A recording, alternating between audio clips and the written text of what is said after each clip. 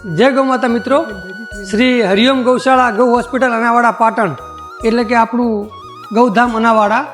આજે આપણા હરિઓમ ગૌશાળામાં જે ધન્વંતરી વિભાગ કહેવાય ત્યાં પાટણથી કેટલીક બહેનો આવેલી છે અને મેં જોયું કે આજે ધન્વંતરી વિભાગની અંદર બીમાર ગૌ માતા જે રેત પર બેસે છે એ ચાલતી જોવા મળી છે.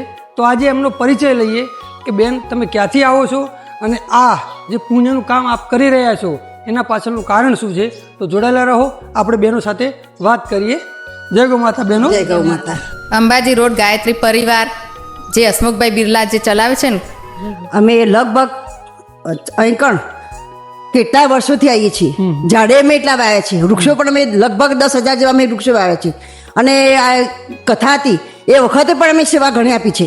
બીજું કે અહીંયા ગાય માતાઓ જે છે એને અમે એક વખતે જોવા આવેલા, એ વખતે એમની સેવા અમે કરેલી. પછી ફરીથી મને ઉત્સવ જાગ્યો એટલે અમે આ ગાય માતાને કોકરા નાખું છે એના માટે રેત ચારવા પણ અમે આવ્યા છીએ. બીજું કે અહીં ડૉક્ટરો પણ એટલી સેવા આપે છે, બહુ નિસ્વાર્થ સેવા આપે છે. કારણ કે જે ગાય માતા છે, ગાય માતા હશે તો જ આપણો હિન્દુ સમાજ ટકી રહેશે.